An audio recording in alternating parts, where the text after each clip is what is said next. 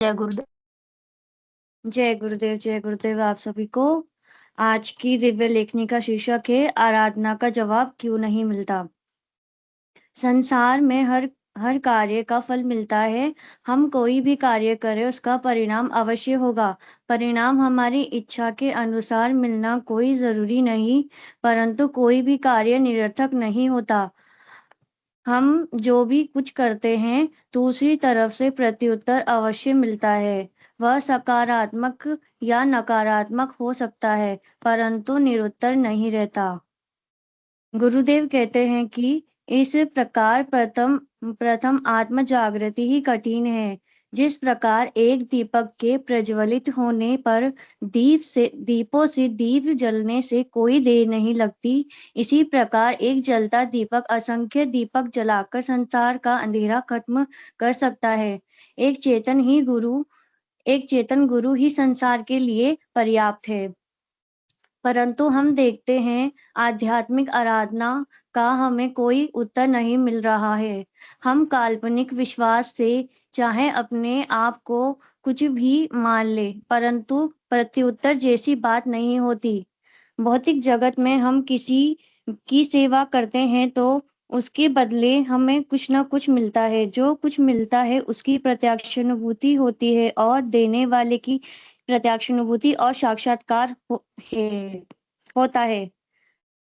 जो कुछ भी हम खाते पीते हैं उस वस्तु के गुण धर्म के अनुसार हमें स्वाद और आनंद मिलता है और वह वस्तु अपना प्रत्यक्ष प्रभाव भी दिखाती है। परंतु आध्यात्मिक जगत में यह सिद्धांत पूर्ण रूप से असफल क्यों हो रहा है। इस एक तरफा कार्य को करते करते संसार के लोग निराश हो चुके हैं।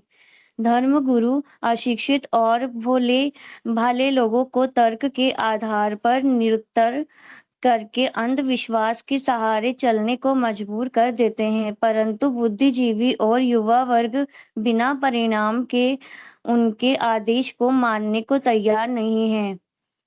हमें इस पर निष्पक्ष होकर विचार करना ही पड़ेगा। यह मानव समाज में एक ऐसी भयंकर बीमारी फैल चुकी है जिसने संसार के लोगों से सुख शांति छीन ली है। गुरुदेव कहते हैं कि इस समय संसार में प्रकट शक्ति को अगर पूर्ण रूप से सजन में लगा दिया जाए तो पृथ्वी पर स्वर्ग उतर सकता है। हम देखते हैं संसार की पूर्ण शक्ति का करीब 75% भाग संहार और विध्वंस के लिए खर्च किया जा रहा है। यह व्यक्ति चालाकी और होशियारी के द्वारा और औरों का शोषण और दमन करके सुखी बनने के प्रयास के बावजूद दुखी और अशांत निरंतर होता जा रहा है। यही स्थिति संसार के सभी राष्ट्रों की है। सारे संसार में आज जितना अंधकार व्याप्त हुआ है पहले कभी नहीं था। हम देख रहे हैं कि इस समय तो धर्म की आड़ में भी संसार के मानव का भारी शोषण होने लगा है। पाप पुण्य स्वर्ग नर्क का भेद दिखाकर जितना शोषण संसार के सभी धर्मों में इस समय हो रहा है पहले कभी नहीं हुआ। संसार में इस समय जितनी भी आराधना पद्धति प्रचलित है वे प्राय सभी बहुमुखी हैं। इसके अलावा निर्जीवी वस्तुओं के माध्यम से सभी धर्म गुरु आराधना करवा रहे हैं। कोई भी भौतिक निर्जीव वस्तु स्वयं मनुष्य का भला बुरा करने की स्थिति में नहीं होती। ऐसी स्थिति में प्रत्युत्तर मिलने का प्रश्न नहीं उठता। हमारे सभी ऋषि कह गए हैं उस परम सत्ता का निवास हमारे शरीर के भीतर ही है। हमारे सभी धार्मिक ग्रंथ यही बात कहते हैं। अतः अंतर्मुखी आराधना के बिना काम बन नहीं सकता। गुरुदेव कहते हैं यह आराधना भी कोई आसान कार्य नहीं है। वह परम सत्ता ऐसे भयंकर चक्रव्यूह को पार करने पर मिलती है जिसे पार करना अकेले जीव के लिए बहुत कठिन है। इस रास्ते पर चलने के लिए सभी किसी भेदी संत सदगुरु की आवश्यकता होती है। भगवान राम और कृष्ण को भी गुरु धारण करना पड़ा था। इसके अलावा सभी संत गुरु की महिमा का गुणगान कर गए हैं। अगम लोक का भेदी और रास्ता केवल गुरु कृपा से ही प्राप्त हो सकता है और कोई रास्ता ही नहीं। कबीर धारा अगम की सद्गुरु देहि लखाई, उलट ता, उलट ताही पढ़िए सदा स्वामी संग लगाई। कबीर ने तो यहाँ तक कह दिया, गुरु गोविंद दोनों खड़े किसके लागू पाऊं, बलिहारी गुरुदेव की गोविंद दियो मिलाई। जो नैनन में पूतली त्यो खाली खटमाई, मूर्ख लोग न जानिए बाहर ढूंढन जाई। जो तिल माही तेल है, जो चमक में आग, तेरी प्रीतम तुझ में जाग सके तो जाग। पुष्प मध्य जो वास है, व्याप रहा सब माही, संतो माही पाइए और कहूँ कुछ नाई। संतों ने उस परम सत्ता का स्थान स्पष्ट करते हुए कहा है, चेतन गुरु की वाणी में जो प्रभाव और शक्ति होती है वह छिपी नहीं रह सकती।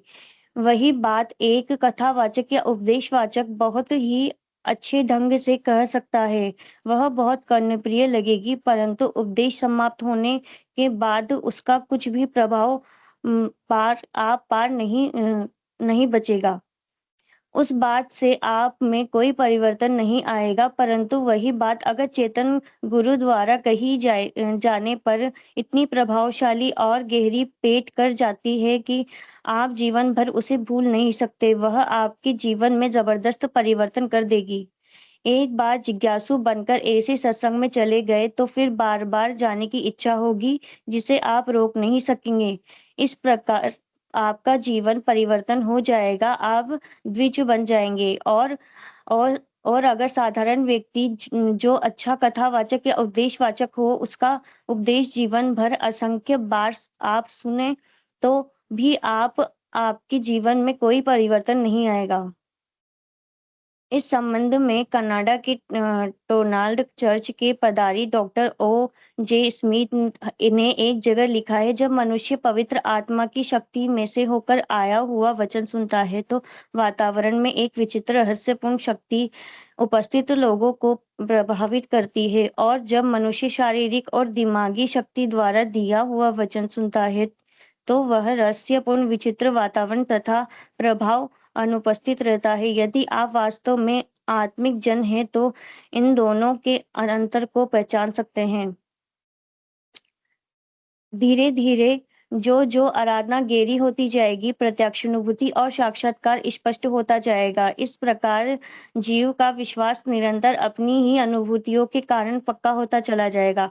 ऐसी स्थिति में मनुष्य को प्रार्थना का सही उत्तर मिलना प्रारंभ हो जाएगा। जो रास्ता कटता जाएगा, आराधना में आनंद बढ़ता जाएगा। इस प्रकार जीव एक ही जन्म में परम आनंद की स्थिति में पहुंच जाता है, क्योंकि तामसिक वृत्तियां ऐसे जीव के पास से ही नहीं गुजर सकती। अतः ऐसे जीव से संपर्क करने वाले लोगों में भी उस सात्विक शक्ति की लहर दौड़ने लगेगी।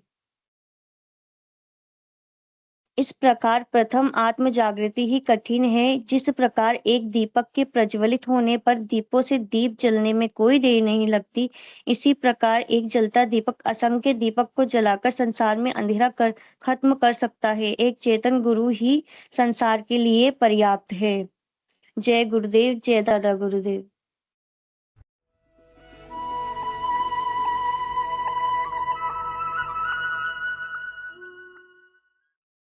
अब मंत्र बता दूं। ये संजीवनी मंत्र है, संजीवनी मंत्र है, तो इसको जपना है। रावणदिक लोग तो किसी बीमारी से ग्रसित हो,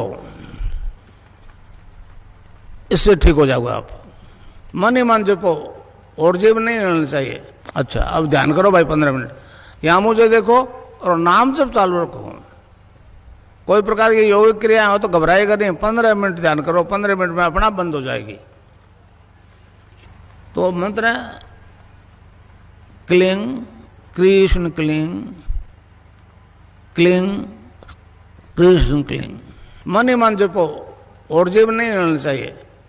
cling Krishna cling, cling Krishna cling, cling Krishna cling, cling Krishna cling, cling Krishna cling, cling Krishna cling, cling Krishna cling, cling Krishna cling, cling Krishna cling.